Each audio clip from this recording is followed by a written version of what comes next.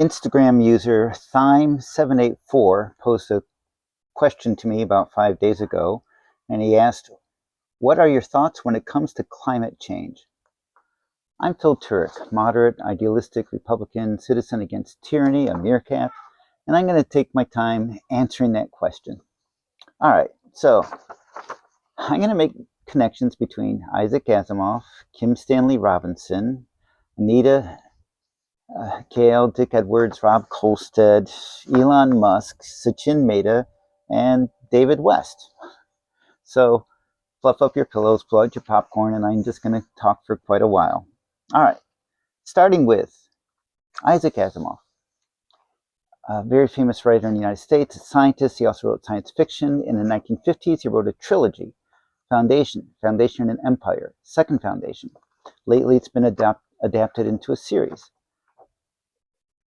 It has a positive forward view of humanity. It's set 12,000 years or so into the future, where humanity isn't on just planet Earth, but is spread throughout the entire galaxy.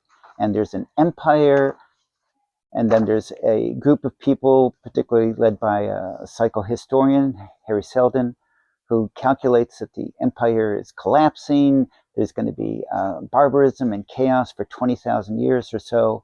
But he's worked out a plan on how to shorten the duration down to just 1,000 years. And the story arc follows a foundation being established to build this new civilization. Great.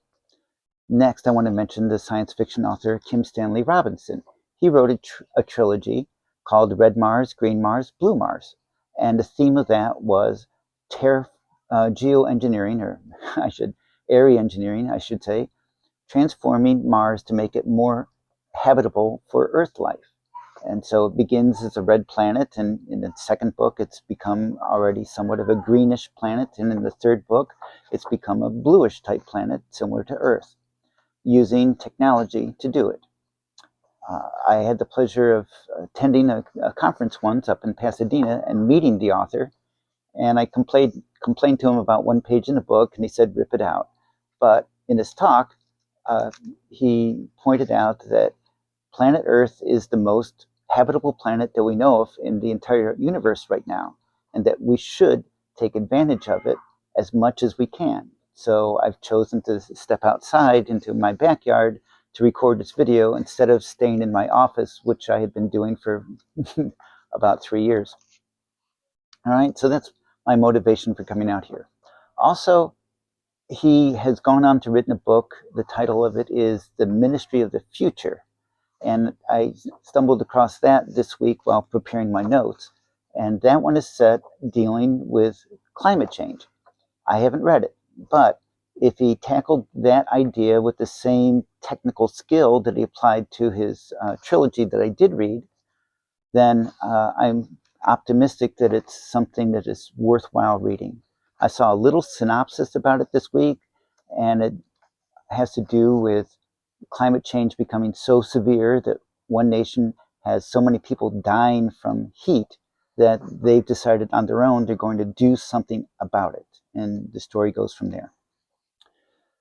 Now, Anita Gale, Dick Edwards, Rob Kolstad, in the 1980s, they were challenged by a Boy Scout event coming up to come up with a way to keep 75 or so participants excited and working for several days. And they invented what came to be known as Space Set, a space settlement design competition. It begins with a foundation society that recognizes that there's climate change taking place on Earth, global heating in particular, and they want a geoengineered solution for it. Specifically, they propose that the Earth is going to build, deploy, operate a solar shield in outer space between the Earth and the Sun at what's called a Lagrange 1 point, a mathematical location where objects tend to stay in place relative to the other two main masses, in this case, the Sun and the Earth. They did this competition that they invented. They had 4 aerospace companies. Actually, I should kind of step back and show you I'm wearing one of the competition shirts, and on the back, I know you can't see it, but it shows that um, uh, this particular year it was Cerritos High School combined with a school from Australia and a school from India to form one competition team. So SpaceSet uh, recruits high school volunteers, teams, to pretend to be aerospace companies. And they're competing for the contract to build a space settlement to support this engineering project. And the first one in their series begins with building a space colony to support the construction and deployment of a solar shield at the Sun-Earth Lagrange 1 point. Now, the shield has to be about the size of the state of Texas. And according to the founders of this, that would be enough to mitigate the rise in heat coming from uh, climate change going on right now. Okay, so I want to point that out. It started in the 1980s. It was so popular, it became an annual event held at the Jet Propulsion Laboratory. My first year as a high school teacher, 4 of my students were so in love with it that they coaxed me into going up to the Jet Propulsion Lab for that weekend. And I fell in love with it because I saw what it does to motivate students. These high school students give up the weekend. They basically don't bother sleeping. They're working with strangers, volunteers from other high schools who came together, formed one of these 4 competition companies, one adult only as the CEO, which I've served as on occasion, and the president, the vice president, the engineering, human factors groups, the different departments, those are all student volunteers. Anita, Dick, and Rob provided a library of reference material, and the students would just beat their brains out from Friday evening to Monday morning when they did their presentations to a panel of aerospace engineers, professionals, okay? And so these students worked their hardest to learn and understand the technical details of doing this massive aerospace engineering project and the management skills that go with it, not just the technical skills. That is what the Foundation Society is now, inspired by Isaac Asimov, same foundation as his trilogy of books. The same can be said about Elon Musk. He has proposed building a city on Mars, and he's chosen to name that first city Terminus, which is the first city referred to in Isaac Asimov's Foundation trilogy. And it's a great series. I recommend you read the original trilogy of books, and many more were written after that. It was inspirational. Elon Musk doesn't, communicate it the same way. People view him as being the richest man on earth who's creating a lifeboat to another world, whereas the real intent of the Foundation series was more about an optimistic view of how humanity can chart a better future for themselves, despite restrictions of the government. Okay, so that's really more of what the philosophy was in those early books. And I wanted to toss in Sachin Mehta as an example, just because there was a picture taken. So the very first time that there was a national space settlement competition, it was in Washington, D.C. And my team, my first year teaching, was one of the finalists. So we went to Washington, D.C., and we actually won. Yay. There were 4 teams, different high schools. I remember one was from Kansas, one was from Florida. I forget where the other one was from, sorry. But the event coincided with the 20th anniversary of the Apollo moon landing, or 25th anniversary, whichever it was. July 20th, 1994, so 25th. And the one student from each of the 4 high schools that participated was invited to the White House to be there when the Apollo 11 astronauts were being honored. So there's a image I can share with you now of what went on in the White House. And it shows the President of the United States. Next to him is the Vice President. Next to him is Neil Armstrong, and then Buzz Aldrin, and then Mike Collins, and then Sachin Mehta, my student. Now, he's not really in the row. He's in the audience, but he's prominent. He's an Indian student wearing a white suit, so he kind of sticks out. He made the front page in a photograph of, I thought, the New York Times, but when I tried to look it up, it wasn't there. Anyways, Sachin Mehta is an example of these high school students, and it's been hundreds of students every year. It's now a global international competition. Takes place in Europe, takes place in Australia, takes place at Johnson Space Center, takes place in Florida. And these students are, for what, 35 going on 40 years, have been fired up believing that if you give them a focused mission, you give them the research tools, they will beat their brains out working out a way to make it happen. That can be applied to climate change if we wanted to apply ourselves. Now, I mentioned someone named David West. He's just someone on Facebook who forwarded a post that my wife saw, and she forwarded it to me, and I wanted to share with you some of the contents of the post. It was basically pointing out how our culture has changed from when I was a kid. And so this scenario, there's this woman and she's in the grocery store and she's telling about the old days. So in the old days, people returned milk bottles, soda bottles, and beer bottles to the store. And the store sent them back to the plant to be washed and sterilized and refilled so that it could be reused over and over. Grocery stores bagged their groceries in brown paper bags.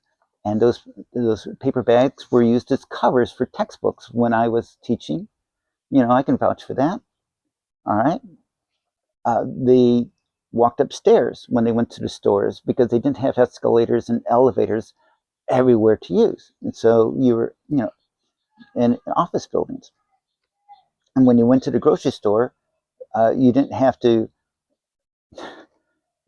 get into a high-powered fancy car just to go 2 blocks to get to the grocery store. You walked there.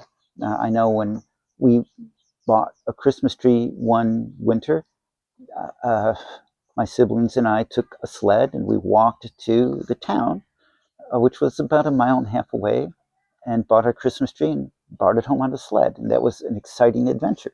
Okay. What else? Back then, babies' diapers were not the throwaway kind. It says they dried their clothes on a clothesline. Yeah, we had 2 clotheslines at least set up. It was between a locust tree, what we called the old building, and what we referred to as the woodshed. And you could tell if someone was home as we were driving down our road because you could see whether or not the sheets were out on the line. And it was enjoyable, I gotta admit. As a kid growing up, when the clothes came out of the washer, Mom had this big wicker basket, and you put the clothes there, and then you go outside and you hang them up on the clothesline with clothespins. And, they're drying wind and solar energy directly used to dry the clothes. When I moved to the city, I was disappointed to learn that homeowner associations banned the use of clotheslines outside. But that's a cultural choice that we're making. So now you use your electric or gas-powered clothes dryer instead of solar and wind energy as it's being provided by Mother Nature. All right, what else did they mention? Instead of buying new clothes all the time, kids in line in the families were wearing hand-me-down clothes more often. And you didn't have a TV in every room. You had a TV in the house. And in the kitchen, you did stuff by hand a lot. When I made my cookies for many years for my students, I made them by hand. My wife prefers using an electric mixer, and yes, it's faster and it's more efficient. And so I do that now nearly all the time. But it's still a cultural choice to use all this electricity all the time. And then what else? Using old newspapers instead of styrofoam and plastic bubble when you're going to mail something in the mail. And mowing the lawn. We didn't use gas-powered lawnmowers. True story. When I was very young, we were still using just a push mower with a blade that spins as you push it. No, no engine of any kind. But then we upgraded to gas engines, and our lawn exploded in size. And then why go to the health club and run on treadmills that run on electricity instead of just exercising more naturally by walking here, walking there, jogging outdoors? Okay. And, you know, people shy away from using drinking fountains, at least culturally. For a long time, it's been, oh, we need to buy plastic bottles and disposable bottle every time we want to drink water. Writing pens used to be refilled with ink. Razor blades used to be, replace just the razor blade instead of the whole disposable blade. So you get the idea here. Part of dealing with climate change is going to be addressing our own cultural values about, gee, we want to use lots of oil products. We want to use a lot of electricity. And we're making those choices, and it's a change from the past. What about, biking to school, walking to school, uh, having all these computerized gadgets, using them to figure out where to go. So for Thanksgiving, my brother and his wife decided to go out and go to a restaurant for dinner. And online it said, okay, go to this place. They got there, it was closed. So they just went to the next town, and the place was open, and they had their Thanksgiving dinner. The point being, you don't need to rely on the computer so much as discovering when you get there. If you're willing to embrace the idea of being more engaged with the real world instead of just unplugging from the real world and plugging into cyberspace so much. Yikes. All right. So, for all of that, what is my position on climate change? Well, it's real, it's taking place. When I was involved with space at all those years as a high school teacher, I observed and took advantage of the idea that if you give a focused purpose to a group of students, they can do amazing things. Got it?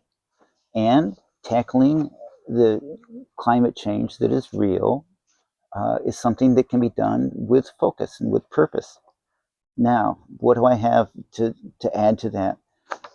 Here in the US, we're a large country physically, so the oil and gas industry strongly promotes that we need cars to go everywhere. You look at something like Acrosanti in Arizona, and that was a city designed to exclude cars. Okay, so in some cases it can be done. Certainly better sustainable transportation. I didn't bring it, but my wife and I visited Aerospace up in Los Angeles last month or so, and they're developing a variable buoyancy airship to use for transportation. And it's very promising technology, and it's actually a Ukrainian aerospace design engineer running the company. Sustainable transportation, more public transportation is needed out here on the West Coast. We just spread out. LA is huge compared to Manhattan on the East Coast. So our public transportation is lagging what the East Coast has been able to do. What else would I add in? Do more gardening of your own, right? Even a little bit. It's not going to be enough to sustain your local community. The research shows is if you have rooftop gardens in a city, it's not enough, but it contributes to making the city healthier, making it less hot. Asphalt makes things hot. I believe Phoenix is experimenting with lighter colored city streets to reduce the temperature of the city. So there are things that can be done. Reducing carbon emissions has been the focus for a lot, But what do we call it? Mitigation really needs to be addressed. And that is, look, there are nations that are now going to unavoidably suffer due to climate change taking place. And what are we doing for those specific groups of people, right? A huge percentage of the world's population lives within not very many feet of sea level. I forget the number, but it's a lot. You look at Bangladesh as an example. I believe that's the example where if there's a surge in the height of the water, then a lot of people suffer.